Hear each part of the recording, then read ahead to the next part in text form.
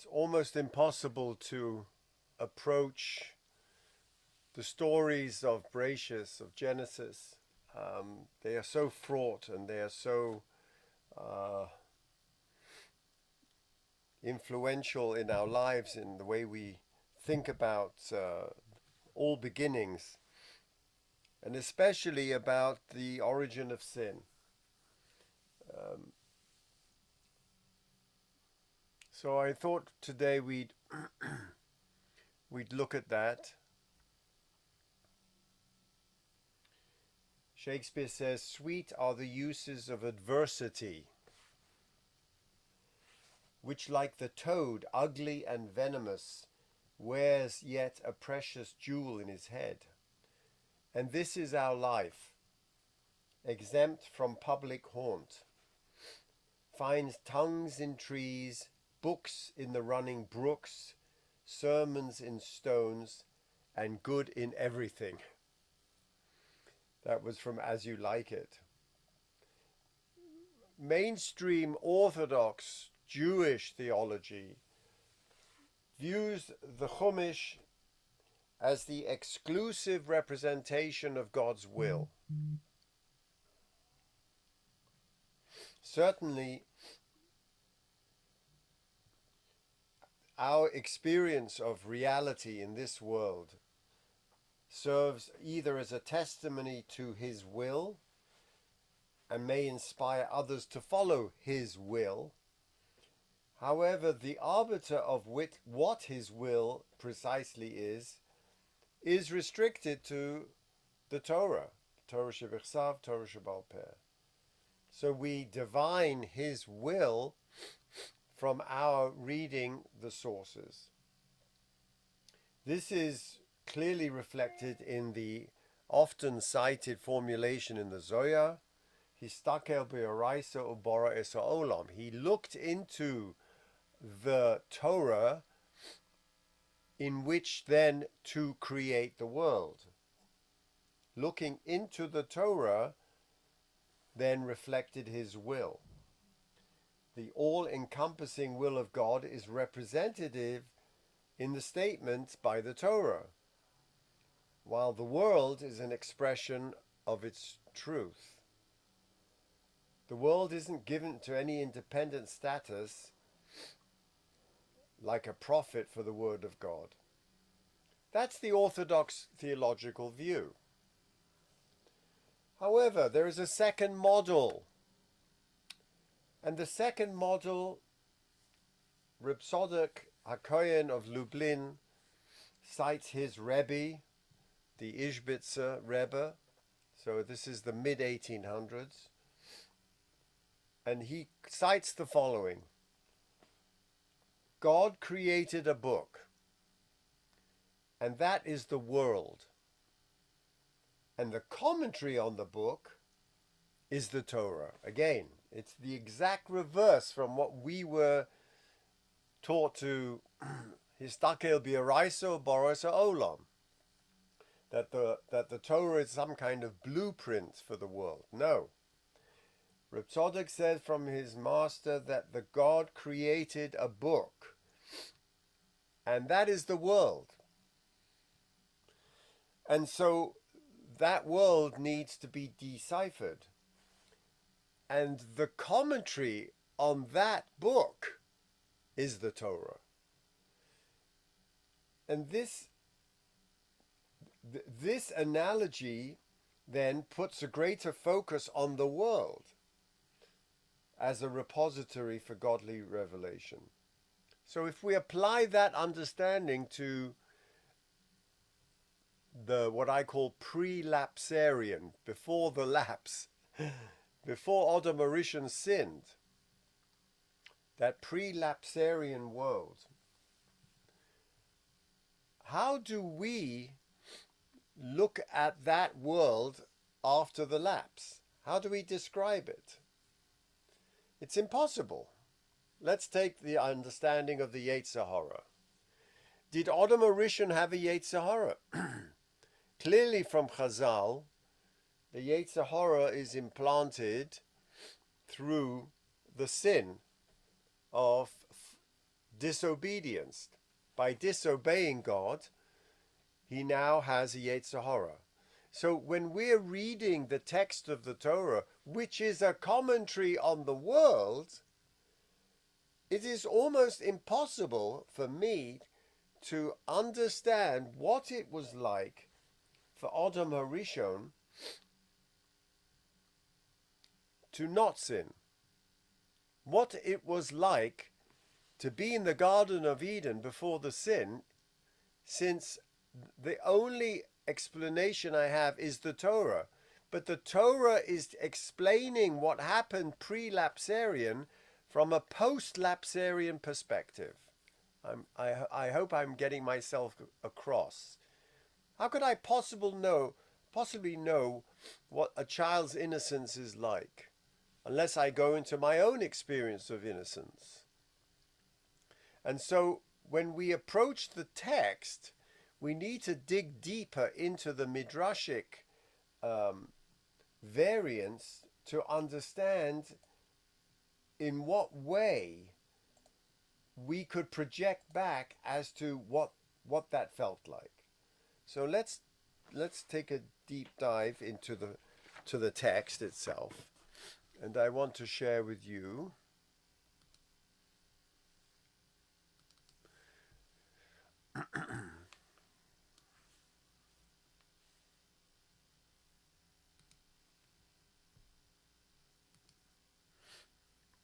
the first, and that's after having tasted of the fruit of the apple, Adam and Eve realized they were naked.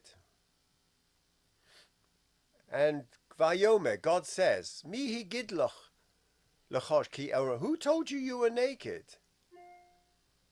Hamina eitz asher tzivisicha levilti acham mimeno. Did you eat from the tree that I told you not to eat? Is that why you realize you are naked? You are now self-aware. Vayomer ha'adam.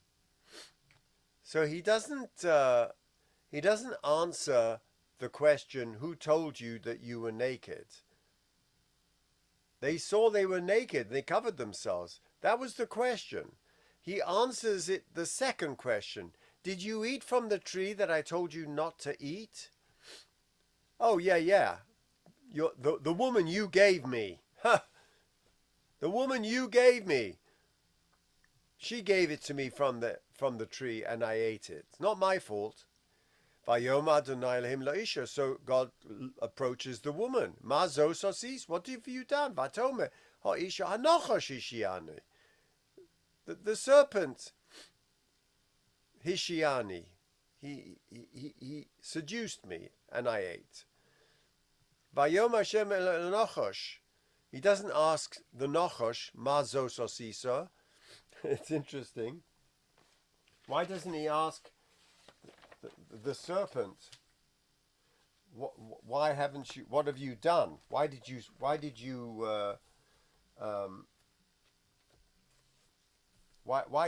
do this?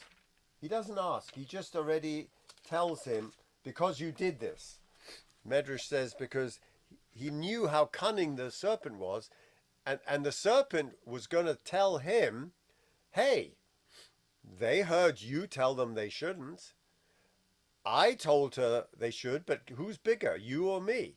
They should have listened to you. He knew that the serpent would answer that, so he didn't even ask for a question. Look at the number of words that refer to eating. The first pasuk, ocholto, did you eat? Second pasuk, mina eitz va'ochel, I ate. Third, the Nachash Hishiani, va'ochel, and I ate. And now, Ofa tochal kol yamecha yechod. Do you see that word keeps running through? It's about eating. Well, is it really about eating? The Medrash tells us it's not about that kind of consumption. They realized they were naked. It is about sexual awareness. But we'll come to that. Now let's look at this word va'ochel. Okay, so we're going to look at the word va'ochel, just that one word. And we go to the Midrash, And the Midrash tells us the following. Nope, wrong Midrash, the other one. The Midrash in Breshit Rabbah tells us, Omar Rabba Barba Achana, Va'achalti ein ksiv. It should have said, she gave it to me in the perfect tense. Va'achalti. It doesn't say that. Ein ksiv kan elo va'ochel, which denotes the imperfect tense. Remember, the word va'ochel is composed of the word ochel, I will eat, and a vav hahipuch that reverses it to the past tense. So the verse should have said va'ochalti. The implication is va'ochel, which is in the imperfect sense. Remember, the Bible splits tenses into perfect and imperfect, meaning completed actions and incompleted actions. The Medrash said he should have said va'achalti. I ate. It's a completed action. But he doesn't. He says va'ochel, an imperfect action, meaning an incomplete action, meaning I ate in the present and I will continue to eat. Amar Rabbi Shimon ben Lakish, Adam. So it's in the present and in the future. So he's saying that not only do I eat now, he's making the very, very radical statement, I will continue to eat. And comes along Reish Lakish and says, you know what? Lo nitrad mi Gan Eden. He would not have been kicked out of Gan Eden just because he ate from the apple. That's a one-time sin. You can get repentance from him. Let's go back. No. Ad shechera forgative. It was because he blasphemed God by stating, I will continue to defy you in the future and eat from the forbidden fruit. It's a stunning medrash. Adam is telling God, I have bitten from the apple. I've eaten from the forbidden fruit. And guess what? I will continue to eat. Now, who tells you that? Only someone who has tasted from the forbidden fruit, someone who's tasted cocaine or heroin, will tell you that was the greatest experience of my life and I will never give up on it. There was an addictive quality to the forbidden fruit. And it wasn't just that I am defying you because I tasted it. Okay, I defied you. I take from the forbidden fruit. Now forgive me. Let's go back. After all, next chapter, someone commits murder and is forgiven. What's the big deal? I ate a piece of apple or a grape or a wheat, whatever the fruit was. Okay. So forgive me, Father, for I have sinned. No. The Medrash says the crime must have been so profound that we have to insert, by looking midrashically at this wonderful parsing of the word, va'ochel, I will continue to eat. It is so addictive, I cannot stop eating. I have tasted from the tree of the fruit of knowledge of good and evil. I am now self-aware of my own sexuality. I'm aware of the world. I understand good and evil the way you do. I can't go back now. It's a stunning medrash. And it's interesting because the Kotzker Rebbe and the Chidushei Arim, his disciple, find it inconceivable that Adam HaRishon, the biggest tzaddik in the world, who was mabit misof olam at sof olam, he could see from one end of the world to the other, should have such a horrific blasphemy. And the Chidushei Arim comes to mitigate it. He didn't say, I will continue to eat defiantly. I love it. It's not a defiance, I will continue to eat, but it's a statement of objective reality, an objective assessment of the change in his very nature as a result of the sin. beautiful way of giving him a more charitable view of that.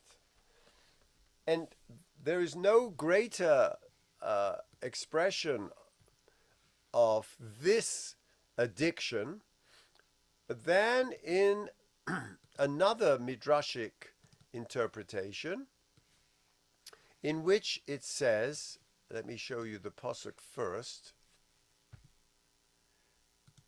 The pasuk says,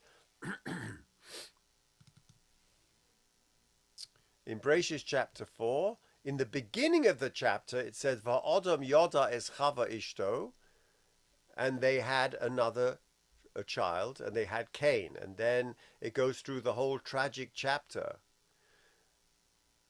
And then right at the end, it says, Vayeda Odom oid es ishto, vateled ben. What is the difference between these two? Between the first Odom and the second Odom? Between the first Yoda and the second Yoda? Between Eschava Ishto and Ishto? Can you see what has happened? V'ha'odom Yoda Eschava Ishto. And Adam biblically knew, and she's named Chava Ishto, and they had a child, Cain. And after that whole pericope and the death of Abel, Vayeda Odom Oid Es Ishto. Nothing about Chava. She's now become generic. Why? Because of that word od. It's not necessary, that word. It should have said Vayeda Odom Es Ishto Vateled Ben. What is the od? That's what the Medrash jumps in to bolster up my theory. Let's look at this Medrash. Vayeda Odom od es ishto, and Rashi quotes this Medrash, just these 4 words, but we must dive in. Nitosev lo tava al tavoso. He added more desire to the previous desire for his wife. By taking the name Chava out of the equation, Vayeda Odom oid es ishto, is ishto now becomes objectified. It's not that woman Chava with a soul. She has now become an object of his desire. And what does that mean? Now listen to what the Medrash says. L'she'ova im lo haya roa, lo haya mitaveh. Before, if she did not see her, he had no desire for her. Achshav, bein roa, bein she'ein roa hu mitaveh. Oh my giddy aunt.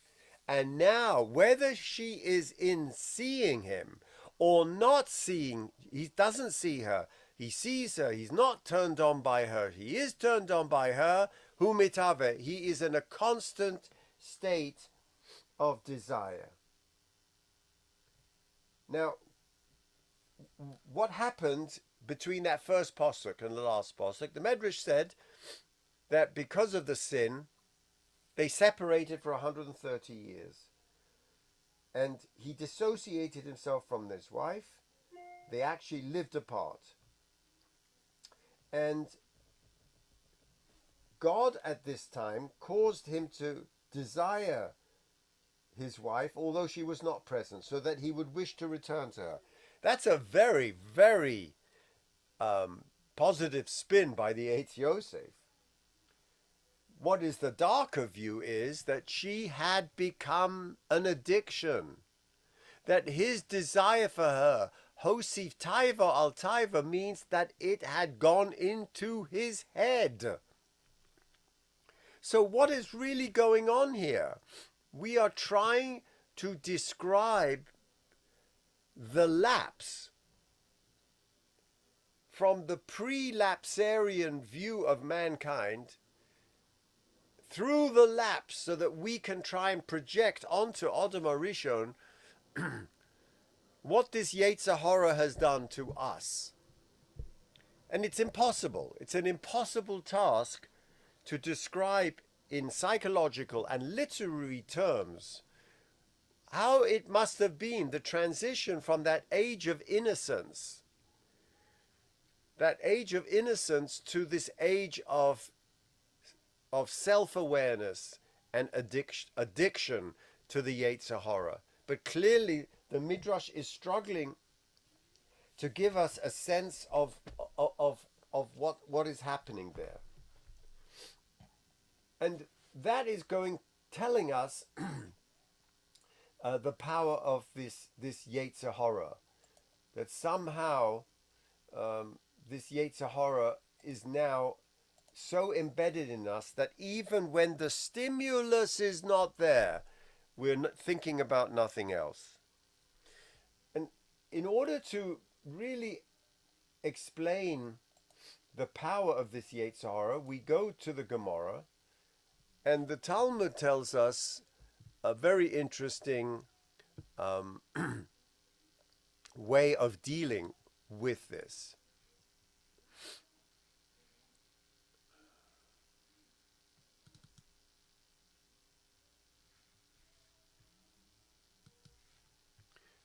The Talmud tells us, Gemara in Kedushin,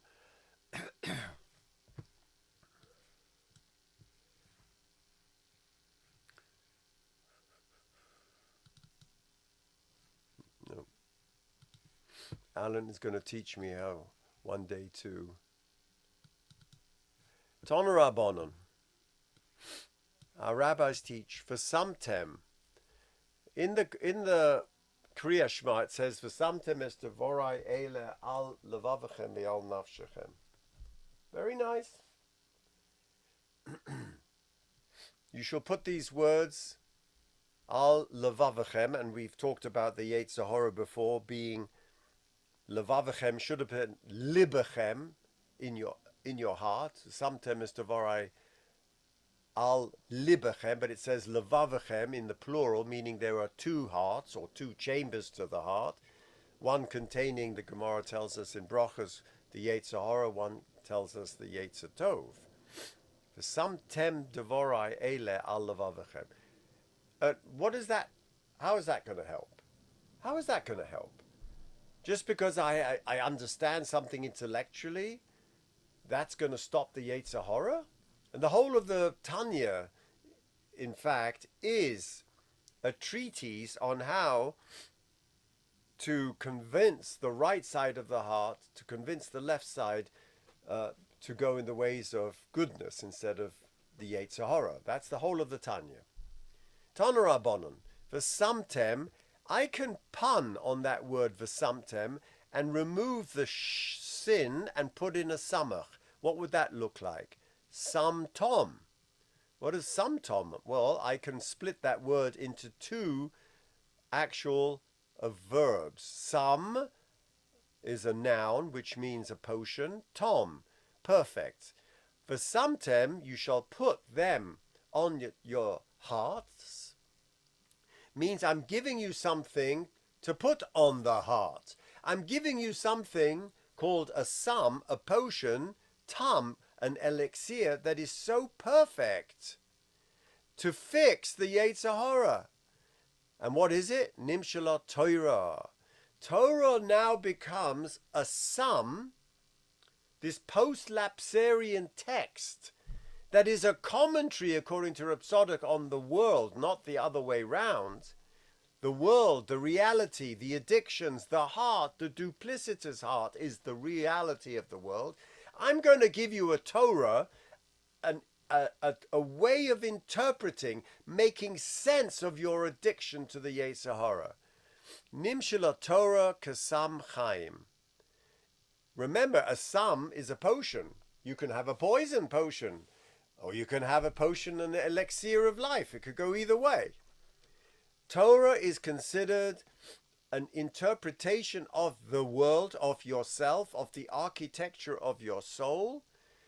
Kasam chaim, a potion of life. How? Now let me give you a mashal. And I need you to fasten your seatbelts for this mashal.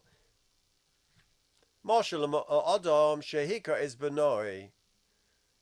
A man whacks his son, Maka Gedola. He gives him a mortal wound. Not just any wound, a Maka Gedola.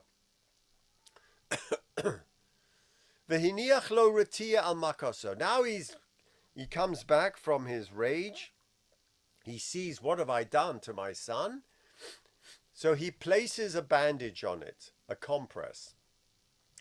And now he instructs his son, Va'amar lo, B'ni, Kol zaman she'aratia zu al makar, as long as you keep that compress on the wound, you know what? You can live. Echol masher noscha, shtei masher noscha, rechot masher. You can eat what you want. You can drink what you want. You can even go into a bath, whether a cold shower, hot shower. You don't have to worry about the wound as long as you have the compress on it.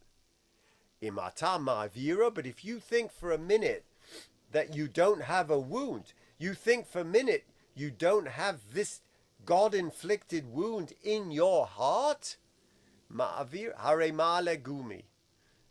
What will happen? The wound will become gangrenous. Rashi says boubler in Old French. It will become bullae or boils and blisters. It will become infected and you will become septic and you will die. What an amazing mashal. I mean, why do I need the mashal? In fact, the nimshal I could have done without the mashal. Here's the nimshal. No, that's not the nimshal.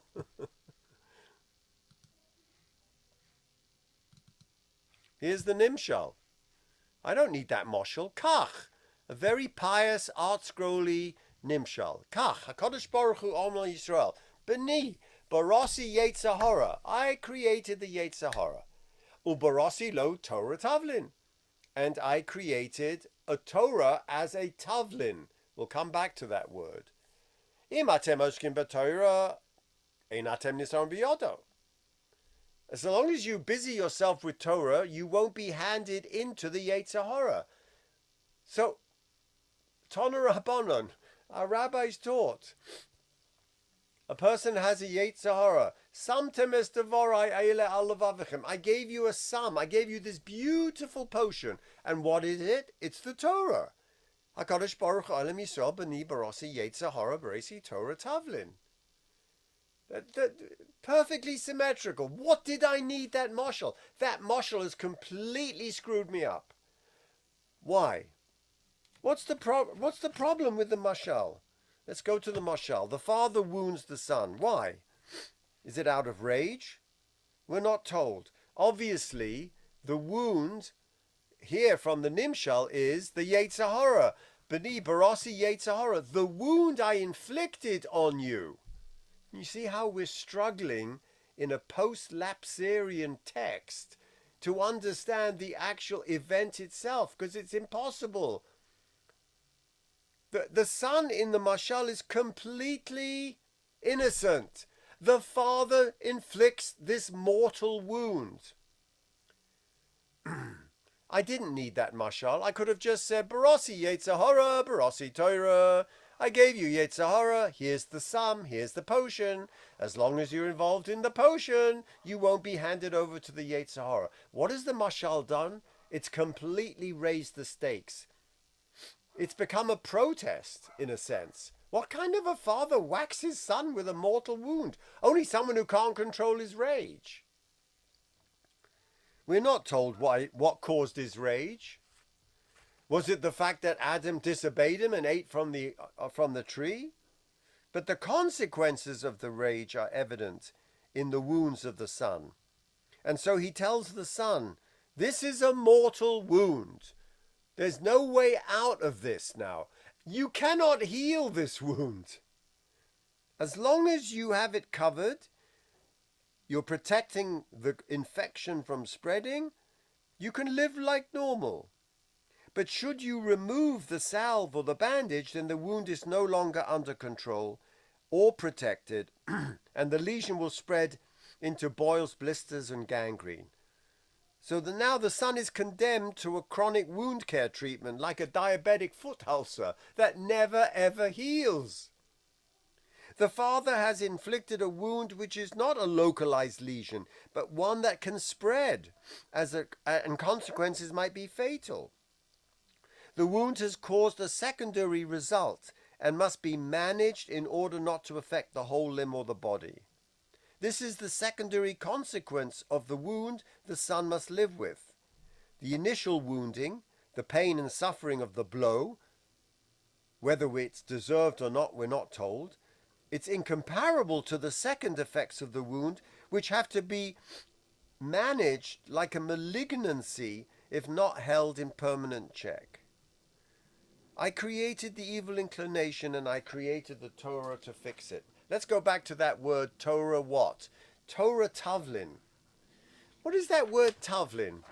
And here we split open the two approaches to the Yetzer Hara. It is all dependent on how you translate that word Tavlin. Clearly, from the mashal, the Tavlin, the sum, the potion is not an elixir of life. It's not something you drink so that you can really get spiced up. It is an antibiotic. It's the compress. So the Tavlin here is a salve, an antibiotic salve.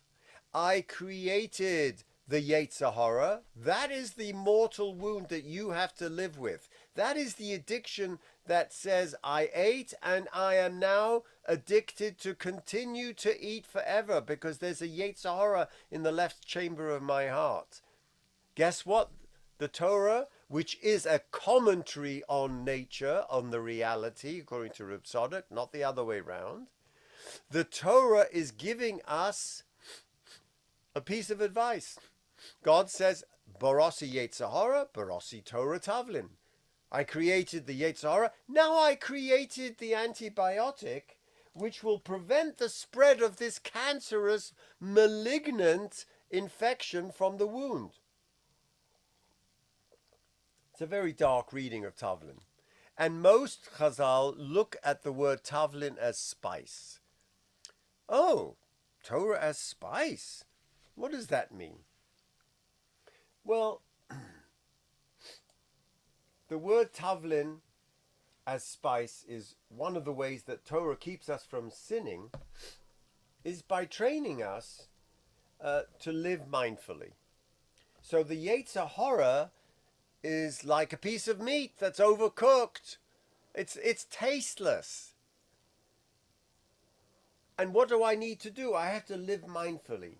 Just like we don't pour spices on impulse, haphazardly pouring unlimited pepper, basil, turmeric onto anything, especially a piece of flesh, it would end in disaster. Spicing takes time and thought. It forces us to be mindful, to make conscious choices, to make things measured. You need a measuring spoon. To transform the Yetzer Hara from this lump of flesh, the physicality of the world, the physicality of our body, which has no taste. We need spicing up. Otherwise, we'll be subject to the Yetzer Hara. The Yetzer Hara is one thing. Barasi Torah Tavlin, I produce Torah as spices. And if you're Osik B'Torah, then you won't go into this lifeless lump of flesh. Very nice. But can you see that it's the absolute opposite of this mortal wound? There's a funny story of the Rizhiner when he came to, before he came to Vienna, before the Kaiser gave him, he allowed him to come to the Austro-Hungarian Empire. He was in Congress, Poland, in Galicia, and he was imprisoned. Someone had malshin on him, ratted on him, and so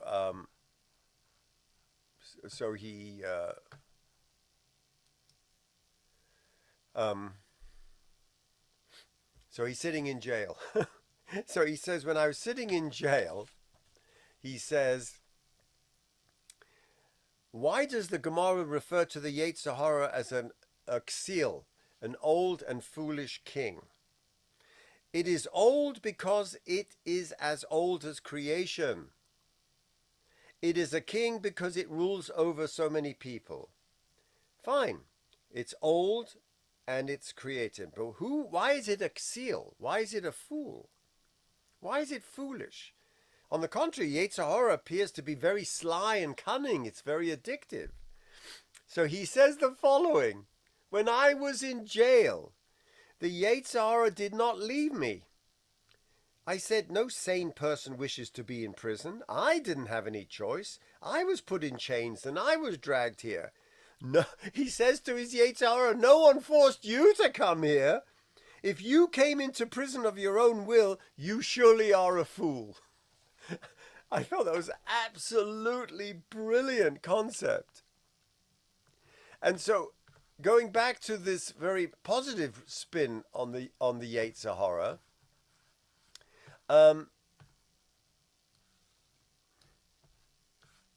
J. Kelman writes, this is no disgusting thing. It was created by God. It's the most necessary force in the world. Without it, the chickens wouldn't lay eggs, as the Gemara tells us. We would not procreate. We wouldn't build. The Yetzer Hara allows us to go into the world and to build. So to destroy the Yetzer Hara is not only useless but counterproductive. By harnessing its power, a power greater and more natural than the Yetzer Tov, we can reach heights we would otherwise be unable to attain. Instead of fighting the Yetzer Hara, we should work with it in ways that will be of benefit. Raw food has no taste. Add some spice, and the sweet aroma entices us to try what is surely a delicious dish. The Yetzer Hara is the raw ingredients of life. Whether it be pride, greed, jealousy, seeking wealth, anger, add a right mix of spice, and what was once leading us on a most negative path can be transformed.